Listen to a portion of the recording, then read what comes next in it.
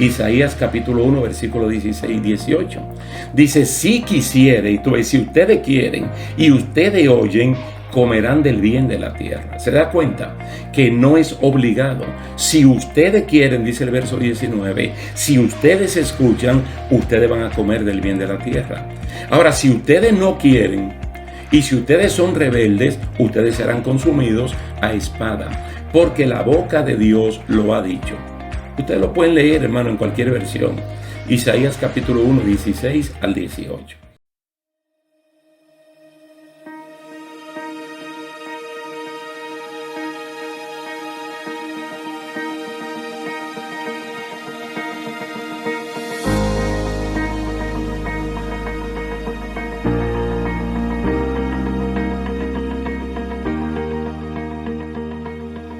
¿Qué tal, queridos hermanos? Dios le bendiga, Dios le guarde. Es un placer para mí reunirme una vez más con ustedes para continuar en la serie de estudios bíblicos Entrenados para Vencer.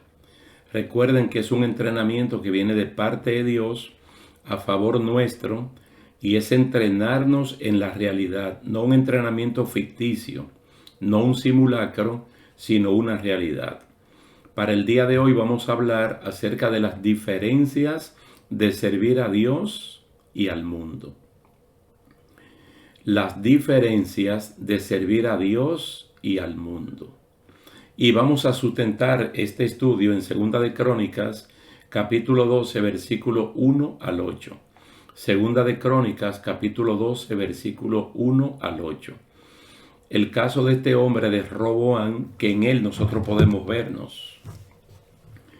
Ustedes saben que todo lo del Antiguo Testamento, dice Pablo en la carta a los Romanos, que lo que se escribió antes, para nosotros se escribió.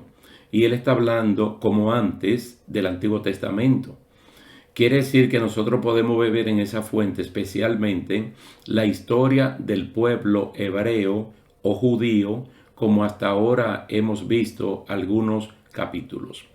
Vamos a leer entonces 2 de Crónicas, capítulo 12, versículo 1 al 8, esperando que esto sea de mucha bendición. Cuando Roboam había consolidado el reino, dejó la ley de Jehová y todo Israel con él. Hago solamente aquí el señalamiento, según el Salmo 119, que la ley de Jehová es sinónimo de la palabra de Dios. Entonces, como él abandonó la palabra de Dios, todo Israel también lo hizo, porque él era el rey. Y por cuanto se había rebelado contra Jehová en el 5º año del reinado, Roboam subió Sisac, rey de Egipto, contra Jerusalén. Se van a ver las consecuencias de una vez de haber dejado a Dios. Este Sisac subió con 1,200 carros y con 60,000 hombres de a caballo, más el pueblo que venía con él de Egipto, esto es de libios, suquienos y etíopes. No tenía número, y tomó las ciudades fortificadas de Judá y llegó hasta Jerusalén. Entonces vino el profeta Semaías a Roboam y a los príncipes de Judá que estaban reunidos en Jerusalén por causa de Sisac, y les dijo: así ha dicho Jehová, vosotros me habéis dejado, y yo también os he dejado en manos de Sisac. Y los príncipes de Israel y el rey se humillaron y dijeron: justo es Jehová.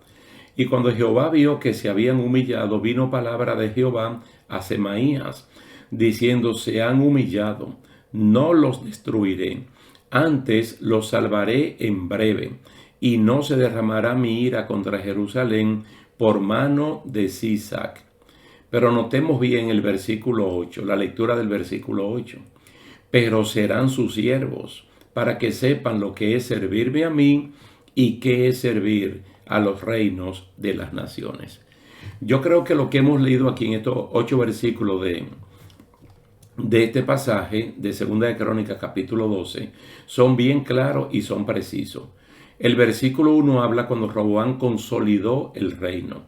Hay muchas personas que, en el mismo caso de Roboam, que antes de este capítulo él tuvo serios problemas, porque Roboam es el tipo de gente que no escucha la experiencia, sino que escucha a los novatos, los nuevos, los que no han pasado por el fragor de las guerras, de las batallas. Cometió un gravísimo error y perdió 10 tribus.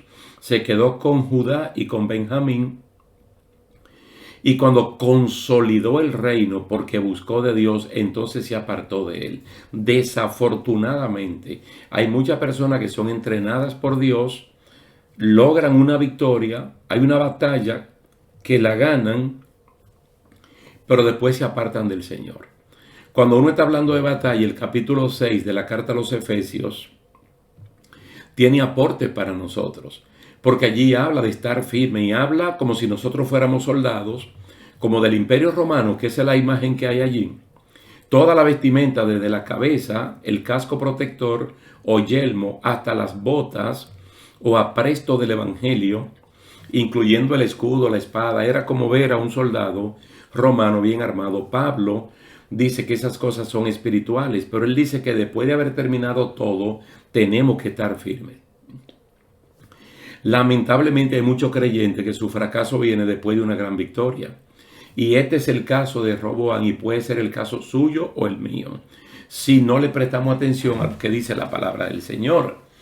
Entonces rápidamente, al ver las personas que el rey abandonó la ley de Dios, la palabra del Señor, ellos hicieron lo mismo. Si alguno de los que me están viendo y oyendo son líderes en su congregación local, recuérdese la doble tarea que nosotros tenemos de cumplir con lo que Dios nos pide, pero también de ser ejemplo para los demás.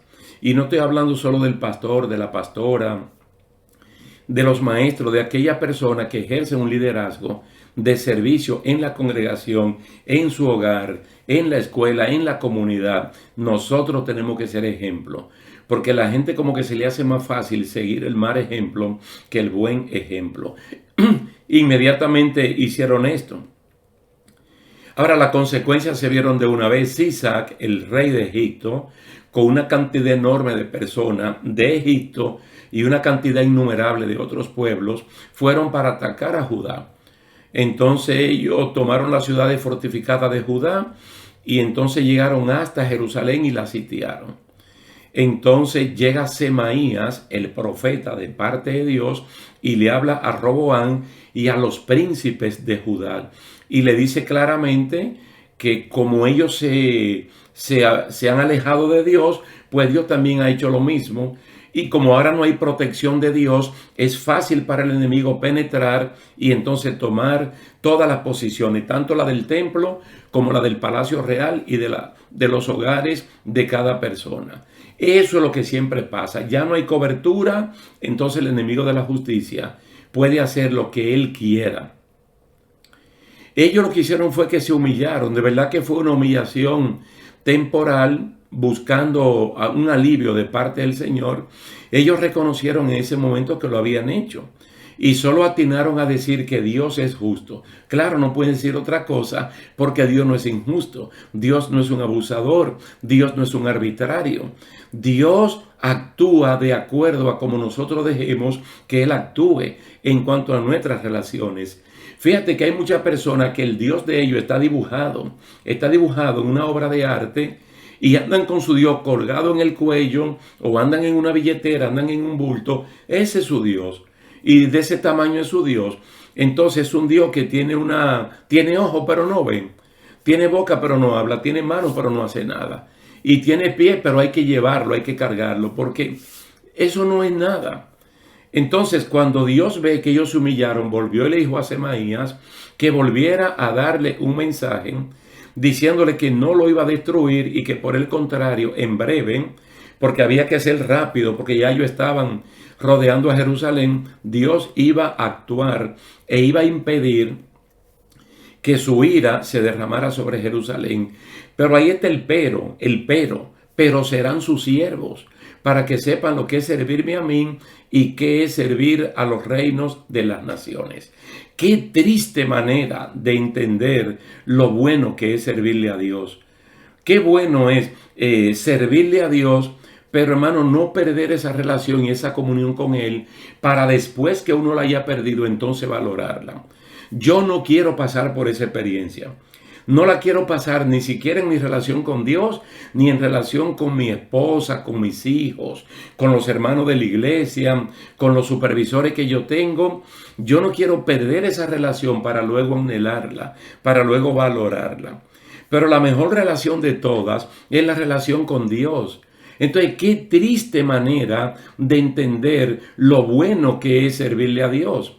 Entonces Dios va a permitir ahora que sean siervos de Sisac, de los egipcios, para que entonces puedan valorar. Probablemente te va a hacer un entrenamiento que lo va a hacer volver a servirle a Dios de todo corazón, como dice Éxodo 23:25. Sírvele a Dios de todo tu corazón y Dios bendecirá tus alimentos. Dice los alimentos representados por el pan y representados por el agua. Tú sabes que aunque ellos tengan veneno, tengan algo contaminante, aunque dice cosa mortífera no te van a hacer daño porque tienen la bendición de Dios. Pero Éxodo 23:25 también dice que Dios va a remover toda enfermedad de en medio de ti, de en medio de tu familia, de en medio de tu pueblo.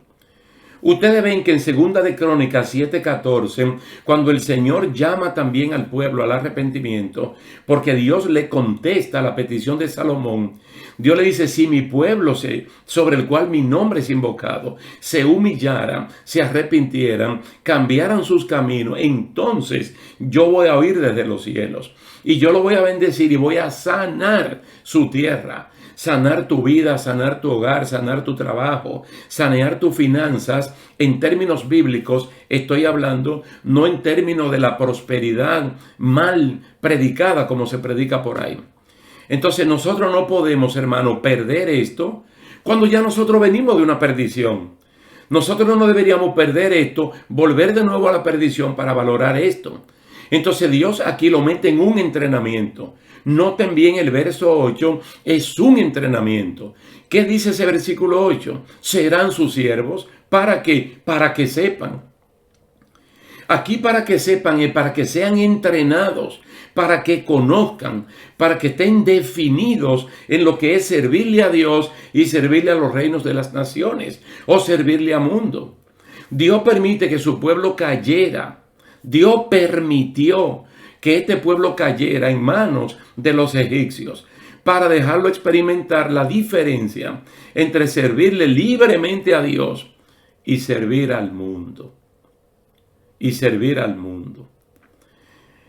Los salmos 105 y 106, que son salmos históricos, ponen de relieve la infidelidad del pueblo en contraste con la fidelidad de Dios. Una vez más yo digo, qué lástima que uno tenga que entender la bendición de servir a Dios cuando ya le esté sirviendo al mundo. Si en algún momento ustedes quisieran leer el Salmo 137, háganlo. Lo que llevan anotaciones. Ese salmo habla del pueblo cuando ya estaban cautivos en Babilonia. Dice que estando allá se acordaban de Jerusalén, se acordaban de los cánticos y la persona que lo habían llevado cautivos le pedían que cantaran cánticos y ellos se negaban porque lo veían como una traición. Querían cánticos folclóricos de Israel. Hermano, qué pena que uno valore las cosas cuando ya no la tengan. Pero en el caso suyo, en el caso mío, ya nosotros lo hemos experimentado. Ya nosotros hemos pasado de muerte a vida. No hace mucho hablamos de ese metabebekin, del capítulo 5, versículo 24 del Evangelio de Juan. Ya nosotros hemos pasado de muerte a vida. Ya tenemos la experiencia de la muerte, sirviéndole al mundo, al diablo y al pecado. Y ahora sirviéndole a Dios, bajo la dirección del Espíritu Santo. Entonces ellos van a ser entrenados. Ahora, después que ya estamos en el puesto donde estamos, no deberíamos perder esto, ir al mundo, para estando en el mundo, entonces valorar lo que dejamos. Y tratar de volver, porque algunos se han apartado, pero ya no han vuelto, se han quedado por allá. Ahora, la idea de Dios aquí, de perdonarlo e impedir un derramamiento de sangre, es llevarlo al campo del entrenamiento. Van a ser siervos de Sisac, de los egipcios, para que sepan, para que entiendan lo que es servirme a mí y servirle al mundo. Miren, yo le puedo poner un ejemplo, hay muchos ejemplos.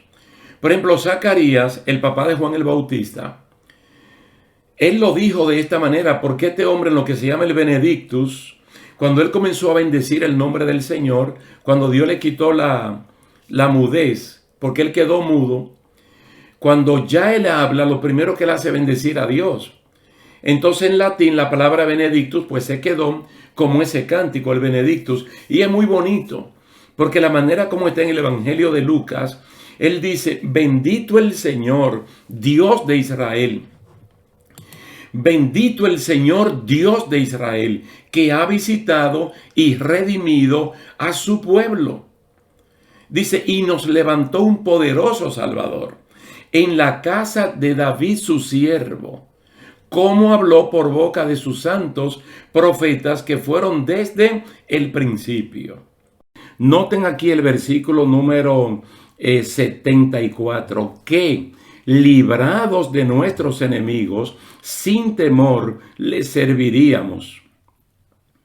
Note la palabra, que librado de nuestros enemigos, sin temor les serviríamos, en santidad y en justicia delante de Él todos nuestros días. Quiere decir que Él está hablando aquí una palabra de suma importancia, lo que es poder servirle a Dios libre de la opresión del enemigo. Como el Señor que anteriormente había hablado, como dice, eran nuestros padres, comenzando por Abraham. Entonces dice que en la persona de Jesucristo, que es un niño que está a punto de nacer, que va a punto de nacer, que está en el vientre de María todavía, él habla de cómo Dios nos libra de nuestros enemigos para que sin ningún temor nosotros le podamos servir a Dios en santidad y en justicia delante de Él todos nuestros días. Ahí se pueden ver parte de las diferencias que es servirle a Dios y servirle al mundo. Hay beneficios abundantes cuando uno le sirve al Señor. Muchos beneficios, incluso para hacer programas de horas y más horas. Muchos beneficios. Y esos beneficios uno los recibe, pero esos beneficios uno los pasa a la sociedad. Ustedes pueden ver, por ejemplo, en los periódicos, en las noticias, los niveles de delincuencia que hay en los países, digamos en nuestro país, donde nosotros estamos viviendo. De 1000 delincuentes, yo no creo que hayan 2 o 3 que sean personas nacidas de nuevo. La inmensa mayoría en la política, en el comercio, en lo que sea, son personas que no le sirven a Dios. Lo que le quiero dejar dicho es que la sociedad se beneficia ampliamente de cuando una persona le sirve a Dios. Es un mejor miembro de familia, es un mejor obrero en el trabajo, un mejor profesional en la empresa, un mejor ciudadano. Quiere decir que son beneficios que se pueden trasladar directamente a la sociedad. Beneficios que comienzan recibiéndolos uno y luego se pueden trasladar para allá. Es el mismo Dios que nos manda hacerlo de corazón. Y Él promete bendecir nuestros alimentos. Como le dije anteriormente, la cita de Éxodo 23, 25. Él promete remover toda enfermedad de en medio de nosotros. ¿Sabe que parte de la historia del pueblo hebreo tiene que ver con nosotros? Es fácil evaluar lo que es servir al mundo y servir a Dios. Por eso es que uno se pone a leer, por ejemplo, Hebreos capítulo 1, Hebreos capítulo 2, el 3 y el 4.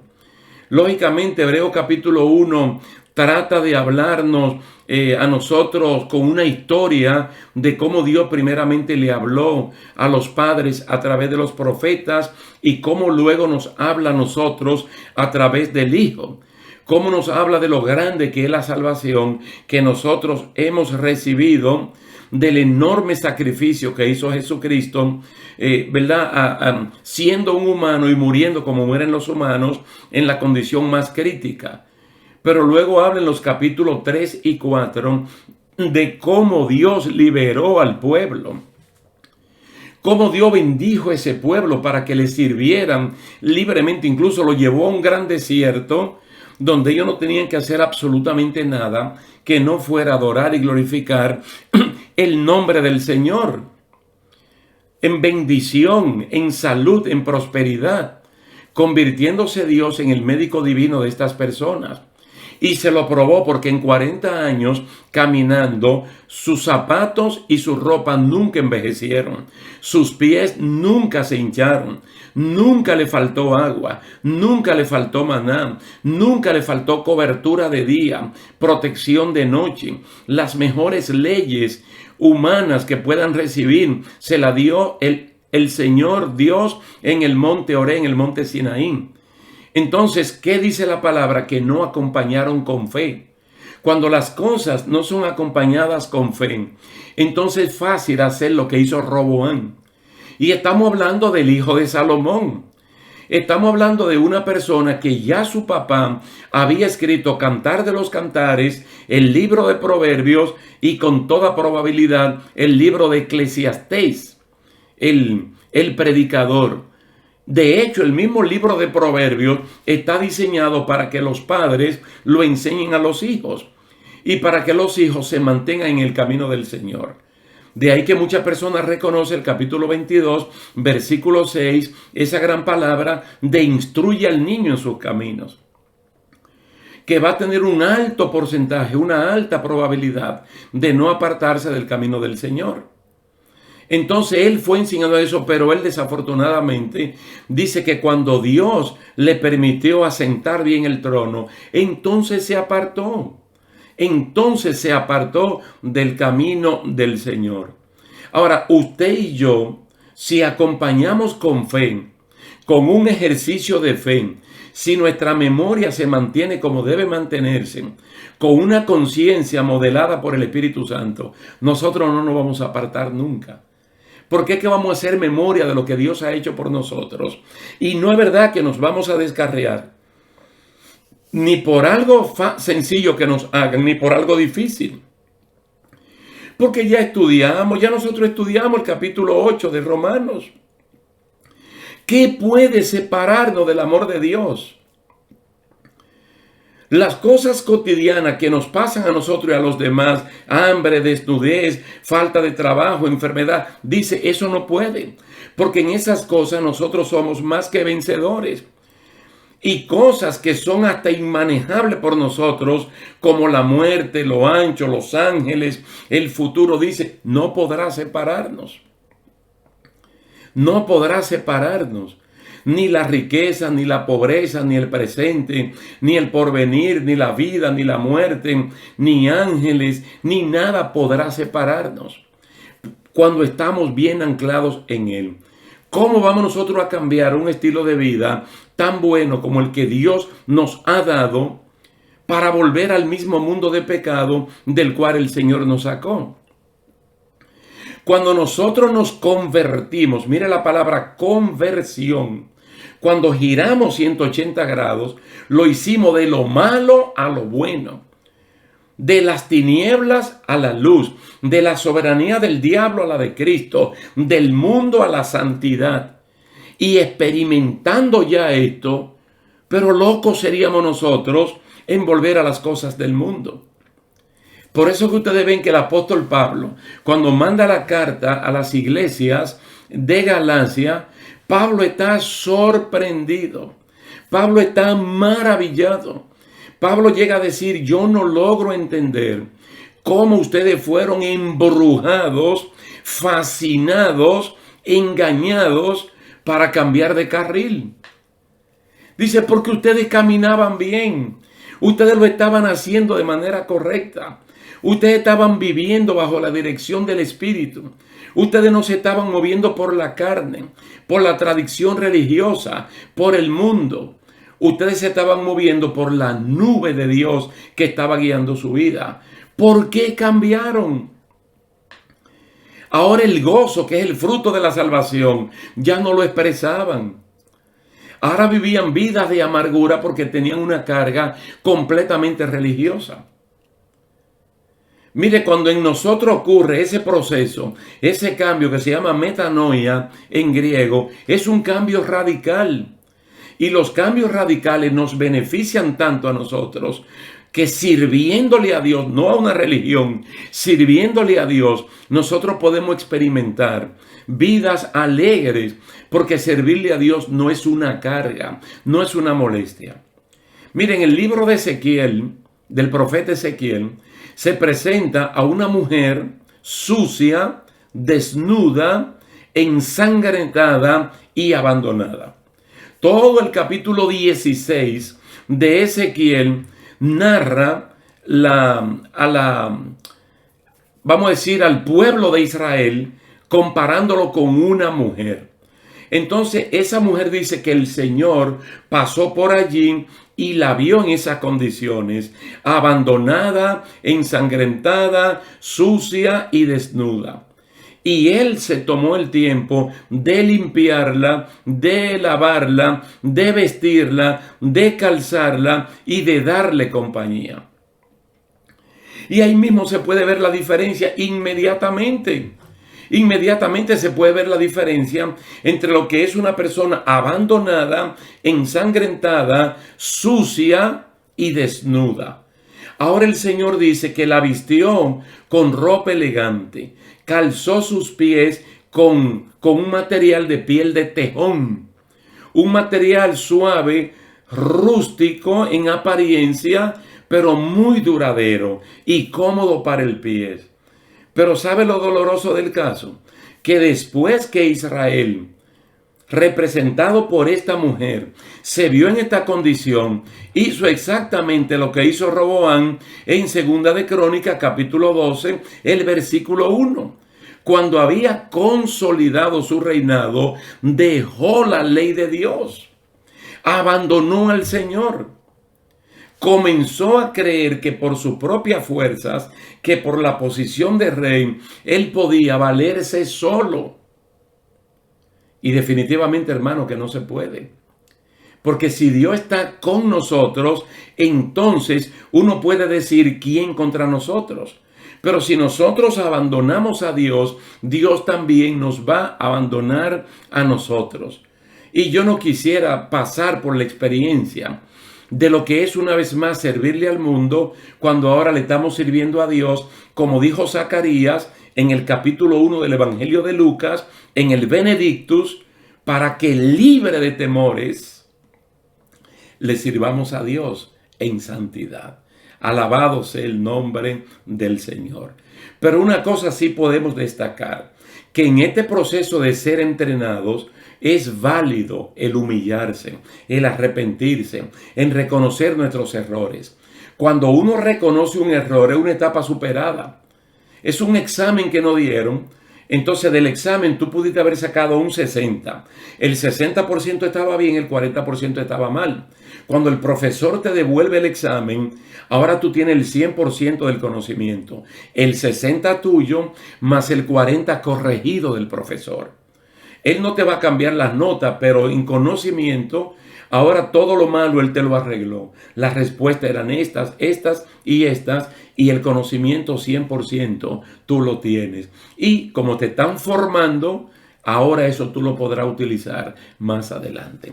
Vamos a dejarlo hasta aquí, queridos hermanos, dándole la gracia, la gloria y la honra al Señor por este tiempo que usted ha puesto para compartir con nosotros, o yo compartir con ustedes este capítulo, las diferencias de servir a Dios y al mundo. Que Dios te bendiga, que Dios te guarde y nos vemos en la próxima ocasión.